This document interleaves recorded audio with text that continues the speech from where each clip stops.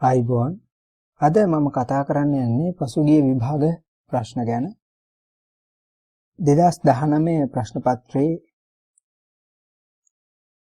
MCQ ප්‍රශ්නයක් ගැන තමයි සාකච්ඡා කරන්න යන්නේ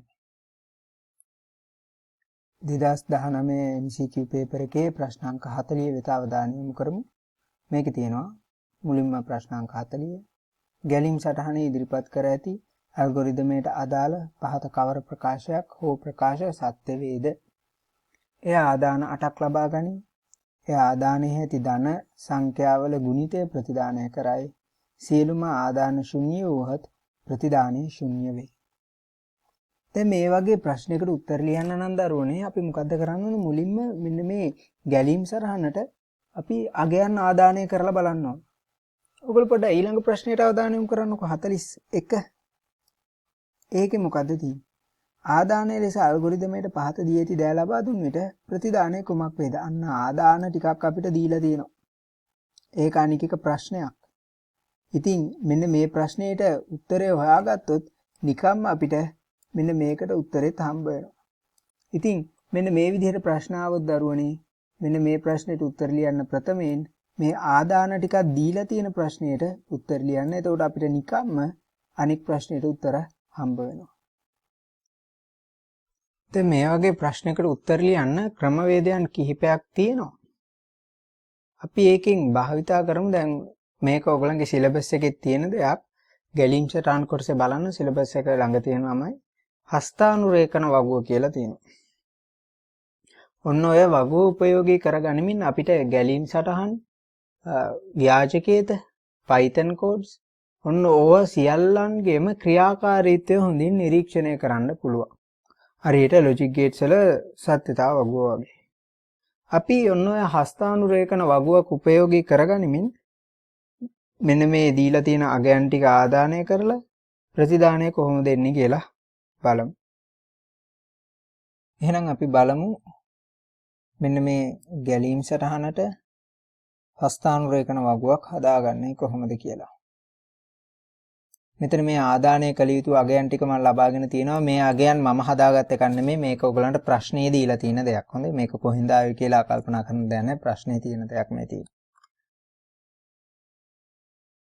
හරි. එහෙනම් මේ සඳහා මුලින්ම අපි හඳුනා ගන්න ඕන අපේ විචල්යන් ටික. මෙතනදී මේ විචල්යන් තියෙනවා. ඒ කියන්නේ මතක ගබඩාවන්. නාමික මතක ගබඩාවන් ටික හඳුනා ගන්න ඕන. දැන් ඉතින් විචල්යන් කියන්නේ මොනවද කියලා දන්නේ නැහැ කියන්නේ දරුවනේ. මෙතනින් එහාට ගිහිල්ලා තේරුමක් නැහැ. ඔයගොල්ලෝ පොඩ්ඩක් ගැලීම් සරහන් ටික නැවත බලා ගන්න වෙනවා. මෙතනදී මේ මතක ගබඩාවන් කියලා අපිට සරලතම ආකාරයෙන් ගන්න පුළුවන්. මේවා අගයන් තැන්පත් කරලා තියාගන්න පුළුවන්. එක්ක දත්ත තැන්පත් කරලා තියාගන්න පුළුවන් මතක ගබඩාවන්. ඉතින් මෙතන I තියෙනවා මතක ගබඩාවක්. ඊළඟට result එක n. ඔන්න ඔය තුන තමයි මෙන්න මේ ගැලීම් සටහනේ තියෙන මතක ගබඩාවන් ටික. ඉතින් ওই ටික මම මුලින්ම මෙතන තීරු වශයෙන් ලියා ගන්න ඕන. දැන් ඔයගලන්ට තාර්කික පරිපථවල සත්‍යතාව වගුව අඳින විදිය මතක නම් අපි මුලින්ම වගුවේ වම් අත පැත්තේ ආදානයන් ටික ලියා ගත්තනේ ABC කියලා. අන්න ඒ වගේ තමයි මෙතනත් අපි මේ වගුවේ විචල්යන් ටික ලියා ගන්න ඕන. මේ මුලින්ම I කියන්නේ එක විචල්යක්. ඊළඟට result ළඟට n ආදානය කරන්න කියලා ලියන්න ඕන නැහැ. n කියලා ලිවනම් ඇති. ඊපස්සේ n සමානයි බිඳුවට ප්‍රශ්නයක් තියෙනවා. මම මේකේ තියෙන ටික මෙහෙම ඇතුළ කරගෙන යන්න.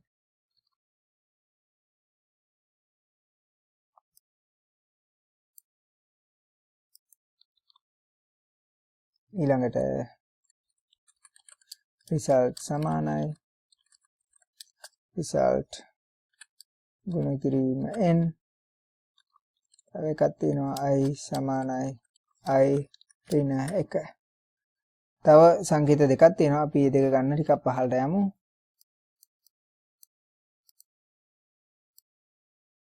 දිනවා I කුඩා හෝ සමානද බිඳුවට ඊළඟට තියෙනවා result ප්‍රතිදානය කරන්න කියලා.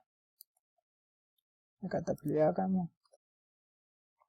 I කුඩා හෝ සමානද බිඳුවට ඊළඟ එක result ප්‍රතිදානය කරන්න කියලා තියෙනවා. මම මේක ටිකක් වෙනත් පාටකින් සටහන් කරනවා. මොකද ඒක ටිකක් වැදගත් දෙයක්.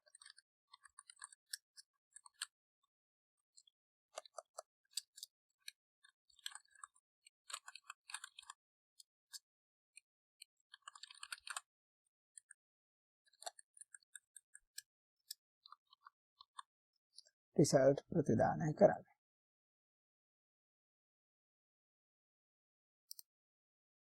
ඔන්න ඔය විදිහට තීරු ටික හදාගත්තා. මම දැන් මේ තීරු වෙන් කරගන්නවා. මෙන්න මේ ආකාරයට අපිට පුළුවන් වගුවේ තීරු ටික වෙන් කරගෙන තියාගන්න. එහෙනම් අපි ඊළඟට බලමු මේකට මේ අගයන් ආදානය කරපුවාම කොහොමද පිළිතුරු ලබා ගන්නේ කියලා. මේ ගැලීම් සරහනට එනම් අගයන් දාගෙන බලමු. මුලින්ම කියන්නේ මොකද්ද? පළවෙනි උපදේශ මාලාවේ තියෙනවා 8 සංඛ්‍යාව i කියන මතක ගබඩාව තුළට දාගන්න කියලා ඒ කියන්නේ. නිසා මම මොකද කරන්නේ මෙතනදී මේ i තීරුවේ මුලින්ම ලියා ගන්නවා 8. ඊළඟට කියනවා මෙතනදී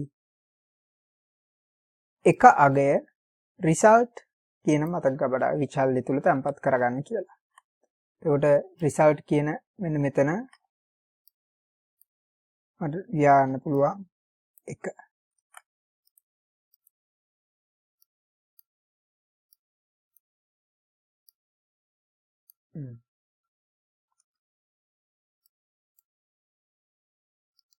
ඊළඟට පහළට ගියාම මේ මෙතන මේ ඊතල වලින් කියනවා කොහොමද යන්න ඕනයි කියලා. පහළට ගියාම කියනවා n ආදානය කරන්න. මෙතන තියෙන අගයන් මේ ආදානය කළ යුතු අගයන් ටික මෙතන දීලා තියෙනවා. මුලින්ම තියෙන 3. ඉතින් මම n වලට 3 දාගන්නවා.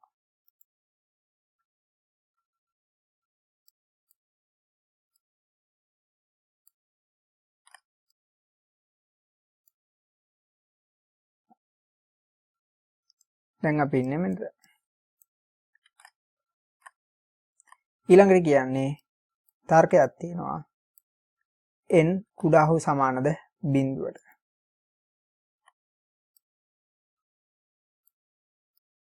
n වල අගය 3යි. n වල අගය 3යි. 3 බිඳුවට වඩා කුඩා අගයක්ද කියලායි මෙතනින් අහන්නේ. 3 කියන්නේ බිඳුවට වඩා කුඩා අගයක් නෙමෙයි. 3 කියන්නේ බිඳුවට වඩා කුඩා අගයක් නෙමෙයි. ඉතින් මෙතනදී අපි එහෙනම් බලමු පිළිතුර නැත වුණොත් මොකද වෙන්නේ කියලා. දැන් මෙතන ඔයගලන්ට පේනවා ඇති මේ තර්කයෙන් ලැබෙන පිළිතුර සත්‍ය වුණොත් මෙතනට යමු වෙන්නේ. තර්කයෙන් ලැබෙන පිළිතුර අසත්‍ය වුණොත් පහළට යනවා. අන්න result ගුණ කරන්න. ඉතින් දැන් මෙතන අපිට තර්කයෙන් ලැබිච්ච පිළිතුර අසත්‍යයක්. එම නිසා මෙතනින් පහළට යන්න ඕන මේ ආකාරයට.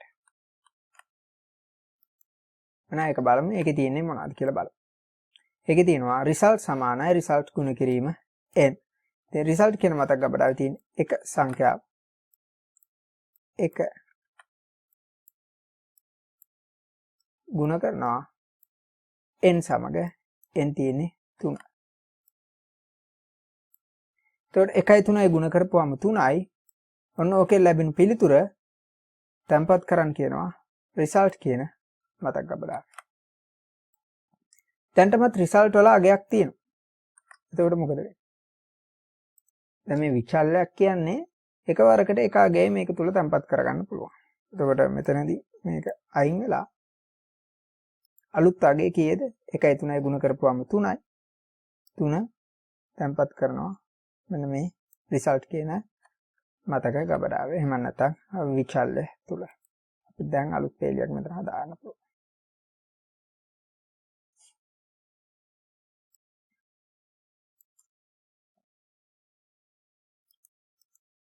ඊළඟට ගැලීම් සටහන මගින් යොමු කරන්නේ මෙතන. i සමානයි i ඍණ 1. ඉතින් ඒ තීරුවත් අපි පුරවන්න බලමු එහෙම.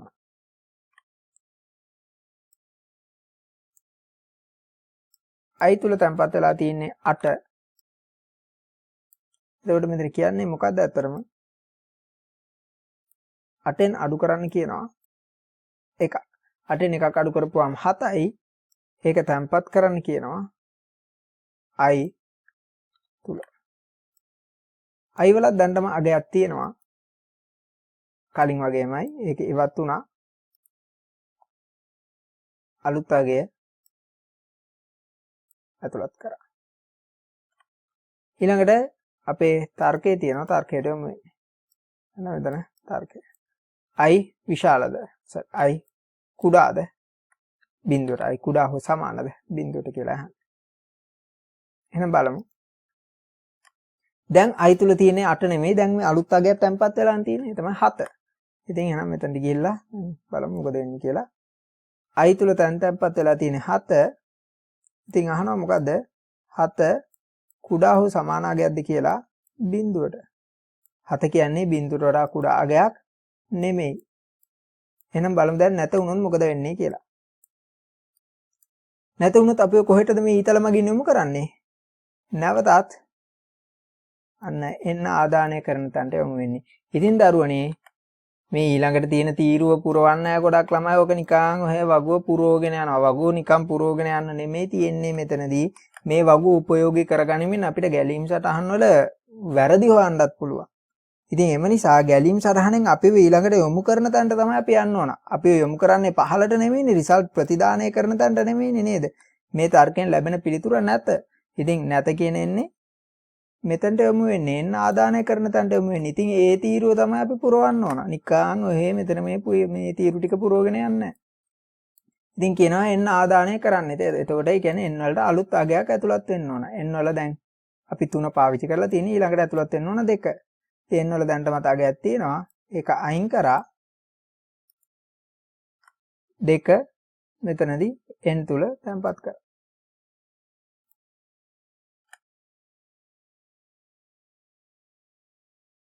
ඊට පස්සේ අපිට පරීක්ෂා කරලා බලන්න තියෙනවා n වල අගය බිඳුවට වඩා කුඩා හෝ සමානද කියලා.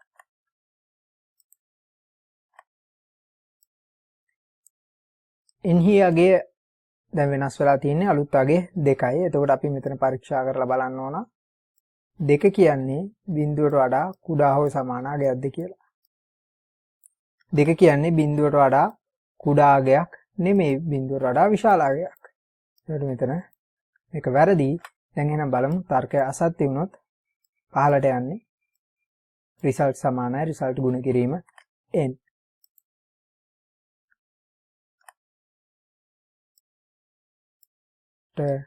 රිසල්ට් තුල දැන් තියෙන්නේ 3 කියන සංඛ්‍යාව.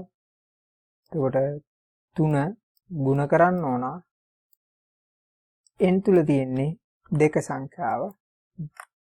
එතකොට 3 2කින් ගුණ කරපුවාම 6යි. ඒ ලැබෙන පිළිතුර රිසල්ට් තුල තැන්පත් කරන්න ඕන.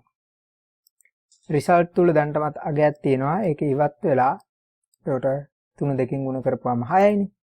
6 සංඛ්‍යාව තැන්පත් වෙනවා.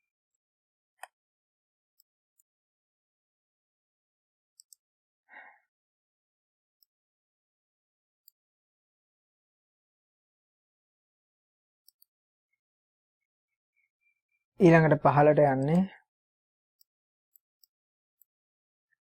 i සමානයි i ඍණ 1.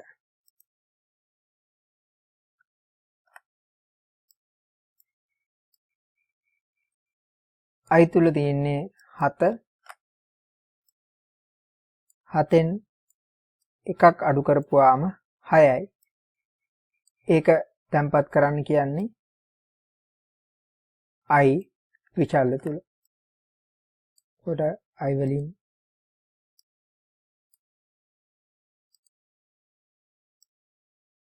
දැන් i තුල තියෙන්නේ 6.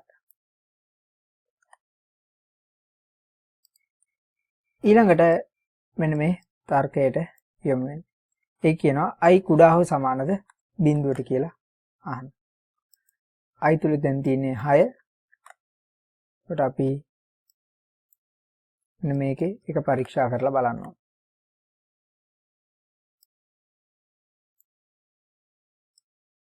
6 කුඩා හෝ සමානද බිඳුවට.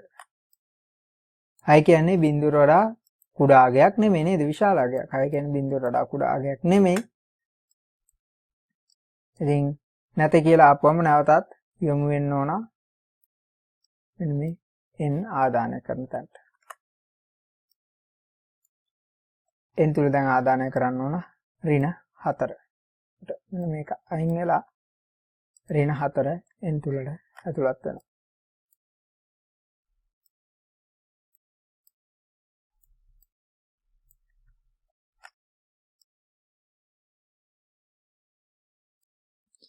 සංඛ්‍යාවක් ඇතුළත් කරාට පස්සේ ඊළඟට අපි යොමු කරන්නේ මෙන්න මේ තර්කයට.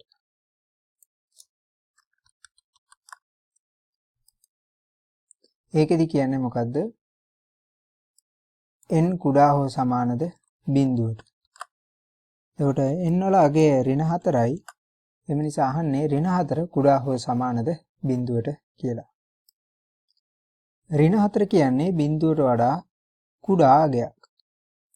එතකොට මෙතනින් මේ තර්කයෙන් ලැබෙන පිළිතුර සත්‍යයක්. ඍණ 4 කියන්නේ බිඳුවට වඩා කුඩා අගයක්. එහෙනම් බලමු අපිව කොතනටද දැන් යොමු කරන්නේ කියලා මෙන්න මේ ගැලීම් සටහන. මෙතනින් ලැබෙන තර්කය සත්‍ය වුණොත්, ඔව් වුණොත් අපිව මෙන්න මේ කොටසට තමයි යොමු කරන්නේ. මෙතනින් යන්න. මෙතනින් ගිහිල්ලා අපිව කෙලින්ම යොමු කරනවා i සමානයි i ඍණ 1 කියන තීරුවට. ඒ කියන්නේ මෙන්න මේ තීරුවට යොමු කරන්නේ. එතකොට මෙන්න මේකට මොකද වෙන්නේ? රිසල්ට් සමානයි රිසල්ට් ගුණ කිරීම n කියන එක. ඒකට යන්නේ නැහැ නේද? ඒකට යොමු කරන්නේ නැහැ. අපි ඒක පහු කරලා තමයි යොමු කරන්නේ. මෙතනින් මේ තර්කයේ සත්‍ය වුණොත් මෙන්න මෙතනට යොමු කරන්නේ. දැන් මේ වගේ හැම තීරුවක්ම පුරවන්න ඕනයි කියලා නැහැ. අපි මේ ගැලීම් සටහනෙන් යොමු කරන ඒ අදාළ සංකේතයට තීරුව පිරෙවුවා නම් හොඳටම ප්‍රමාණවත්. එහෙනම් බලමු.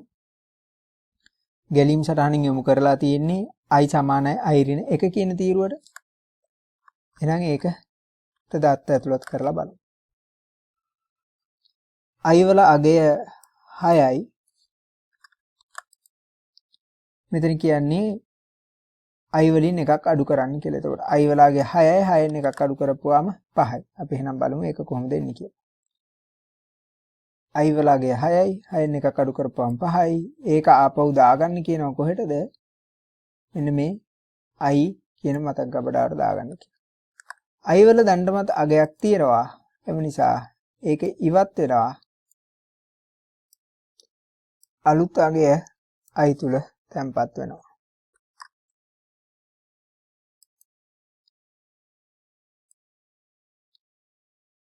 දැන් ගැලීම් සටහනෙන් ඊළඟට අපි යොමු කරන්නේ මෙන්න මේ i කුඩා හෝ සමානද බිඳුවට කියන තර්කය වෙතට. ඒ කියන්නේ මේ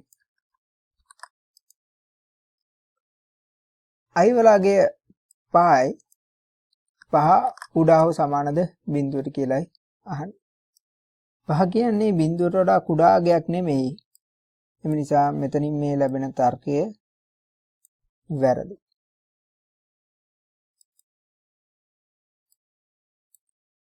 නැත වුණොත් නැවතත් යොමු කරනවා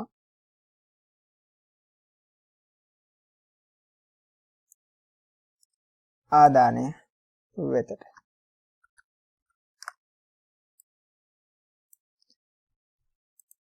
ඊළඟට ආදානය කරන්න තියෙන්නේ 4. n වලට ආදානය කරන්න ඕන. n වල අගයක් තියෙනවා. දැන්ටමත් ඒක ඉවත් වෙලා අලුත් අගයේ n වල තැන්පත් කරනවා. දැන් n වලට අලුත් අගයක් ඇතුළත් කරාට පස්සේ ඊළඟට නැවතත් අපි යොමු කරනවා n කුඩා හෝ සමානයි බිඳුවට 2 කියලා අහලා මෙන්න මේ තියෙන තර්කයට. n වල අගය 4යි 4 කුඩා හෝ සමානද බිඳුවට කියලා තමයි අහන්නේ මනස. 4 කියන්නේ බිඳුවට වඩා කුඩා අගයක් නෙමෙයි. 4 කියන්නේ බිඳුවට වඩා විශාල අගයක්.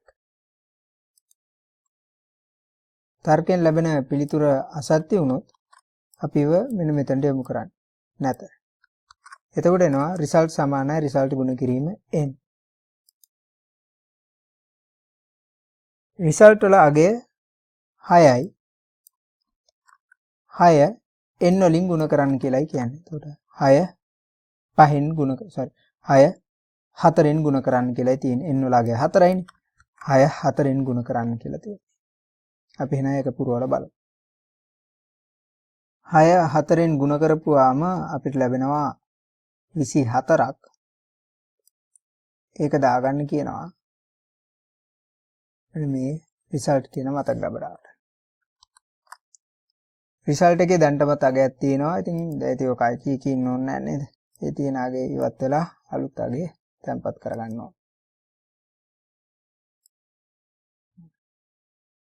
ඒක ඉවරනාට පස්සේ ඊළඟට ගැලීම් සටහනෙන් අපි යොමු කරන්නේ i සමානයි i ඍණ 1 කියන තීරුවට. ඒ කියන්නේ මෙතන i වලගේ 5යි 5න් එකක් අඩු කරන්න කියලායි කියන්නේ. 5න් එකක් අඩු කරපුවාම 4යි. ඒක මේ සමාන කරලා තියෙන්නේ i වලට. ඒ නිසා i වල දැන් තිබෙනාගේ ඉවත් වෙලා අලුත් අගය තැම්පත් කරගන්න ඕන.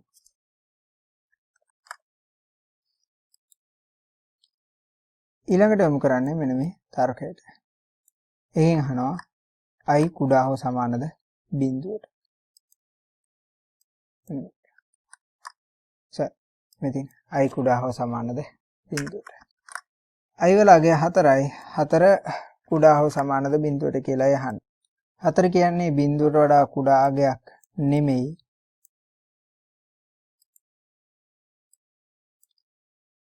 නැත කියලා ආපුවම ගැලීම් සටහනෙන් අපි වෙනවටත් යොමු කරනවා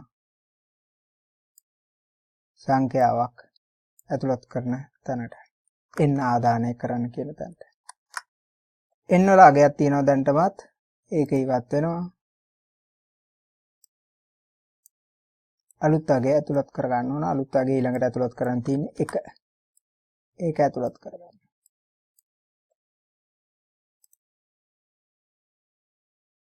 n වලට නව අගය ඇතුළත් කරා. අලුත් අගය ඇතුළත් කරාට පස්සේ අපි යොමු කරනවා n කුඩා හෝ සමානද බිඳුවට කියලා අහන තර්කයට.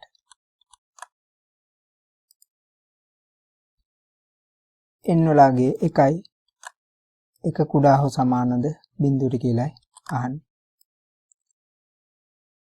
1 කියන්නේ බිඳුවට වඩා කුඩා අගයක් නෙමෙයි. තර්කයෙන් ලැබෙන පිළිතුර අසත්‍ය වුණොත් නැත වුණොත් මෙතෙන්ට යොමු කරන්න. රිසල්ට් සමානයි රිසල්ට් ගුණ කිරීම n. රිසල්ට් වල අගය 24යි. 24 ගුණ කරන්න ඕන n වලින්. n වල අගය 1යි. ඒකෙන් ලැබෙන පිළිතුර දාගන්න ඕන රිසල්ට් මතක ගබඩාවට. තිබෙන අගය ඉවත් වෙනවා. අලුත් අගය 24යි. ඒක තැම්පත් කරගන්න.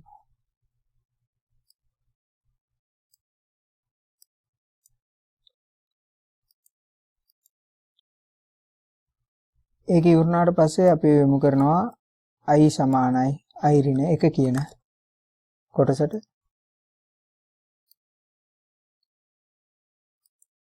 i වල අගය 4යි. 4ෙන් එකක් අඩු කරන්න කියලායි කියන්නේ. 4ෙන් එකක් අඩු කරපුවාම 3යි. ඒ ලැබෙන පිළිතුර i වල තැම්පත් කරගන්න ඕන. දැන්ට තිබෙන අගය ඉවත් වෙනවා. අලුත් අගය තැම්පත් වෙනවා.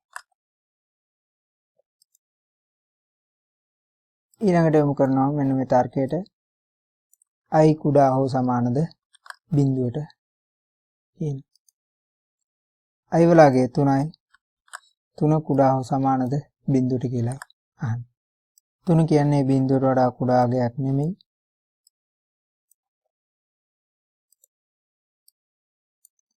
මෙතනින් ලැබෙන තර්කය අසත්‍ය වුණොත් අපි වෙනතත් ගෙනියනවා n ආදානය කරන්න කියන කොටසට.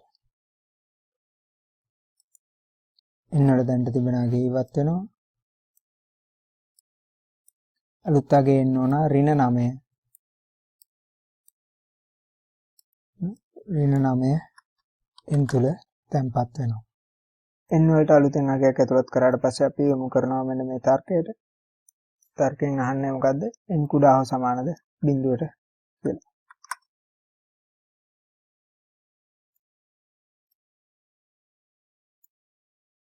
n වල අගේ ඍණ 9යි. ඍණ 9 කියන්නේ බිඳුවට වඩා කුඩාද කියලා අහන්නේ.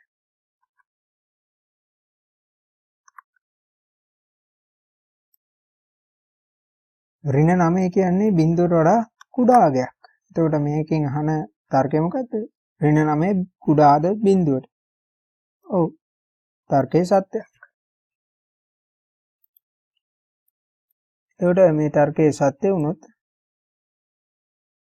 අපි යොමු කරන්නේ i සමානයි i ඍණ 1 කියන කොටසට. ඉතින් අපි පුරවන්නත් ඕන ඒ අදාළ කොටසට. i වල අගය 3යි. 3න් එකක් අඩු කරන්න කියලා කියන්නේ. 3න් එකක් අඩු කරපුවම 2යි. ඒ ලැබෙන පිළිතුර නැවතත් දාගන්න කියනවා i වලට. ඒකට i වල තිබෙන අගය ඉවත් වෙනවා. අලුත් අගය තැන්පත් වෙනවා.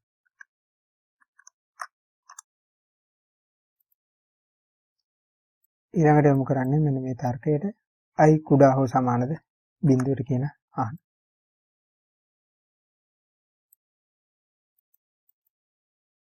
මෙන්න මේක. i වල අගය දැන් 2යි.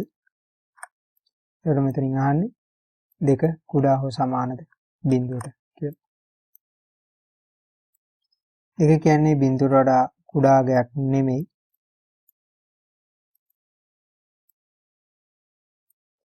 නැත කියලා අපවම යොමු කරන්නේ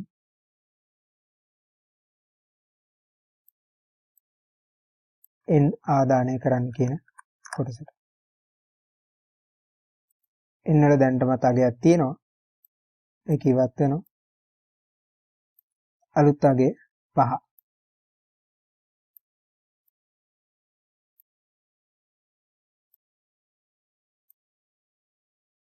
ඊළඟට යොමු කරන්නේ මෙන්න මේ තර්කයට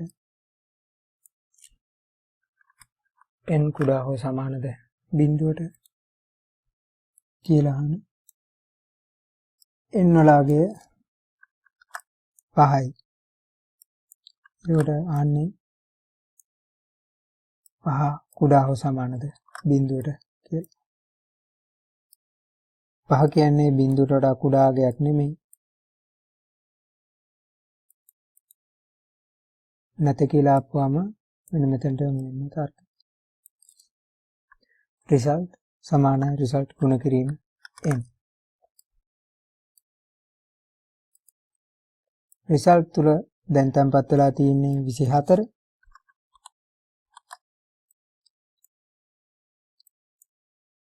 n තුල තැන්පත් වෙලා තියෙන්නේ 5. 24යි 5යි ගුණ කරන්න තියෙන්නේ. 24යි 5යි ගුණ කරපුවාම 120යි. ඒක දාගන්න කියනවා රිසල්ට් කියන මතක ගබඩාව. රිසල්ට් එකේ දැන්ටම අගයක් තියෙනවා. ඒක ඉවත් වෙනවා. අලුත් අගය තැන්පත් වෙනවා 120 කියලා.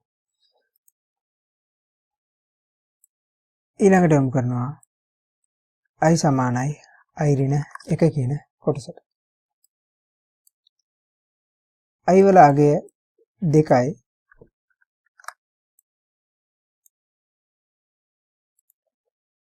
දෙකෙන් එකක් අඩු කරන්න කියලායි කියන්නේ. දෙකෙන් එකක් අඩු කරපුවාම 1යි. ඒකෙන් ලැබෙන පිළිතුර i වල තැන්පත් කරගන්න ඕන. දැන්ටමත් අගයක් තියෙනවා. ඒ අගය ඉවත් වෙලා අලුත් අගය තැන්පත් කරගන්න. ඊළඟට යොමු කරන්නේ i කුඩා හෝ සමානද බිඳුවට කියලා අහලා මෙන්න මේ තියෙන තර්කයට. i වල අගය 1යි. 1 කුඩා හෝ සමානද බිඳුවට කියලායි අහන්නේ. 1 කියන්නේ බිඳුවට වඩා කුඩා අගයක් නෙමෙයි.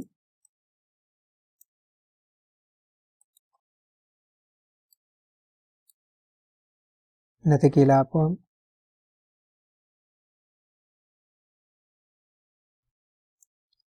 නැවතත් යොමු කරනවා n ආදානය කරන්න කියන කොටසට ඉන්නලාගයක් තියෙනවා. ඒක ඉවත් වෙනවා. ඊළඟට ඇතුළත් කරන්න කියන්නේ ඍණ 6.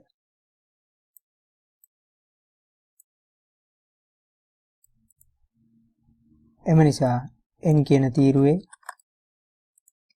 ඍණ 6 කියන අගය ඇතුළත් කරනවා.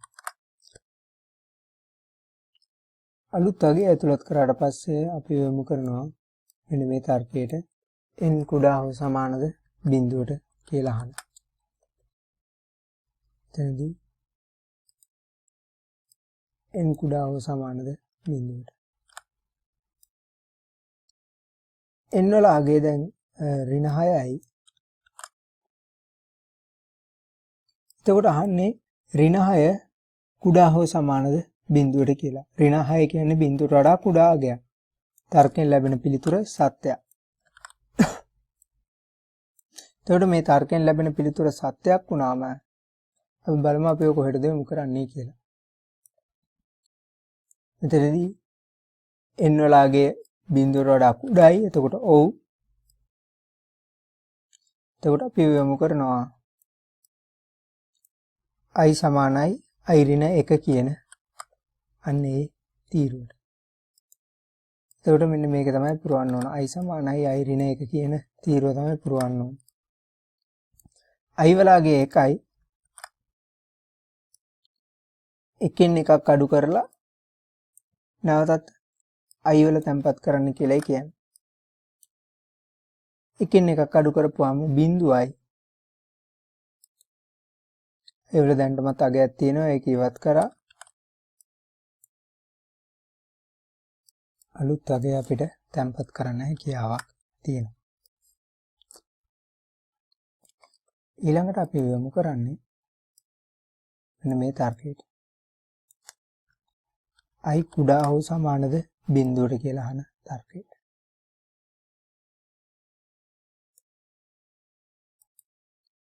i කුඩා හෝ සමානද බිඳුවට. i වල අගය බිඳුවයි. අපි එන ඔකට දත්ත දාලා බලමු කොහොමද පිළිතුර එන්නේ කියලා. අන්න අහන්නේ මොකද්ද? දැන් i වල අගය බිඳුවයි. මෙතන අහන්නේ බිඳුව කුඩා හෝ සමානද බිඳුවට කියලා. දැන් බිඳුව කියන්නේ බිඳුවට වඩා කුඩා අගයක් නෙමෙයි. නමුත් බිඳුව කියන්නේ බිඳුවට සමාන අගයක්. එතකොට මේකෙන් ලැබෙන පිළිතුර සත්‍යයක්. අපි එහෙනම් බලමු ඔව් වුණොත් මොකද වෙන්නේ කියලා. ඔව් වුණොත් දැන් අපිට පුරවන්න පුළුවන් රිසල්ට් ප්‍රතිදානය කරන්න කියන අන්නේ කොටස. එතකොට රිසල්ට් ප්‍රතිදානය කරන්න කියන්නේ මෙන්න මේක. එතකොට රිසල්ට් එකේ අවසාන අගය කීයද? මෙතනට ගියාම බලන්න පුළුවන් රිසල්ට් එකේ අවසානයේට තියෙන්නේ 120. එතකොට මෙතනදී ප්‍රතිදානය වෙනවා 120 සංඛ්‍යාව. ඊළඟට බලමු කොහෙටද යොමු කරන්නේ කියලා. ඒක ප්‍රතිදානය කරාට පස්සේ අවසානයට යොමු කරා. එතන මේ අවසානට යොමු කරා. කියන්නේ එතනින් ගැලීම් සරහන ඉවරයි. එතකොට මේකේ අවසාන ප්‍රතිදානය අපිට ලැබිලා තියෙනවා 120 කියන සංඛ්‍යාව. දැන් මෙන්න මේ වගුව අනුසාරයෙන් ඔයගලන්ට ටක් ගාලා හිතා ගන්න පුළුවන් පිළිතුර කොහොමද එන්නේ, ගැලීම් සරහන කොහොමද වැඩ කරන්නේ කියන එක.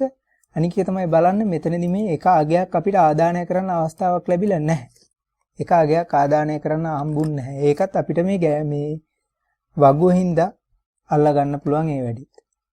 ඉතින් මේ වගේ අපිට වගුවෙන් මේ ගැලීම් සටහන් වල ඊට අමතරව ව්‍යාජකේතවල සහ Python කේතවල ක්‍රියාකාරීත්වයේ අවසාන ප්‍රතිදානය මොන වගේ එකක්ද කියන එක හොයාගන්න හැකියාවක් ලැබෙනවා. හස්තානුරේඛන වගුව උපයෝගී කරගනිමින් අපි 41 ප්‍රශ්නයට පිළිතුර ලබා ගත්තා. 41 ප්‍රශ්නේ පිළිතුර එන්නේ සියලුම මේ ප්‍රතිදානය 120යි. දැන් මම ඔයගලන්ට කිව්වා මේ 2019 MCQ පේපර් එකෙන් ලබාගත් ප්‍රශ්නයක් මේ තියෙන්නේ.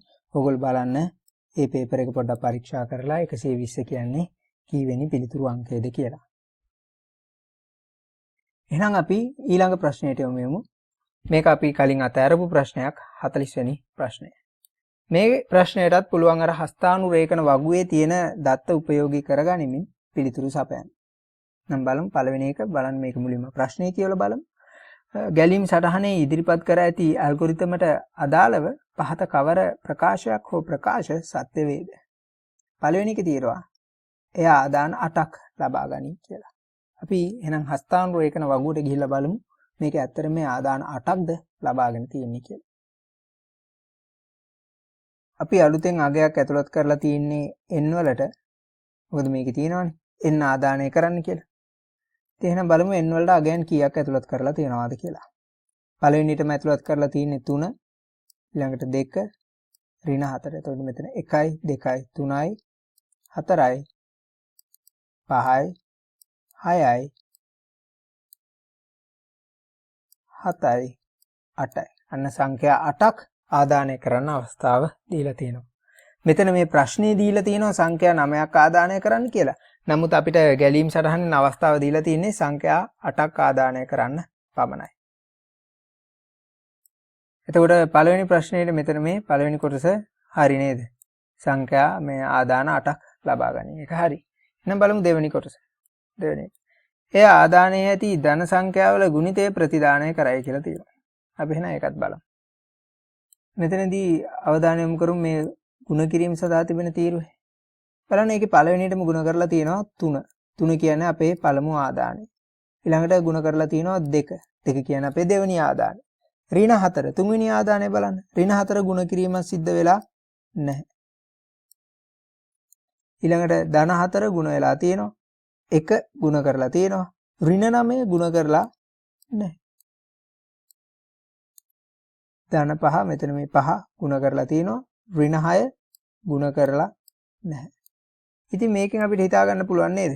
ධන සංඛ්‍යා ටික විතරයි මේ ආදානය කරන ලද සංඛ්‍යා අතරින් ධන සංඛ්‍යා ටික විතරයි ගුණ කිරීමකට ලක් කරලා තියෙන්නේ.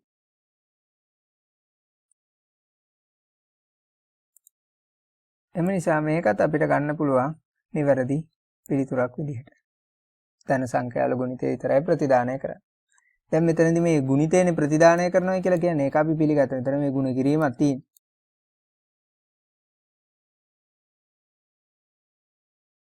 ඊළඟට තියෙනවා සියලුම ආදාන ශුන්‍ය වූහොත් ශුන්‍යයි කියන්නේ බිඳුවයි. සියලුම ආදාන ශුන්‍ය වූහොත් ප්‍රතිදානය ශුන්‍ය වේ කියලා. ඒ කියන්නේ මේ ඔක්කොම ටික බිඳුව වුණොත් අවසාන ප්‍රතිදානයත් ඔක්කොම ආදානයන් ටික බිඳුව වුණොත් අවසාන ප්‍රතිදානයත් බිඳුවයි කියලා. ඉතින් මේ කතාව ඇත්තක් නේද දරුවනේ?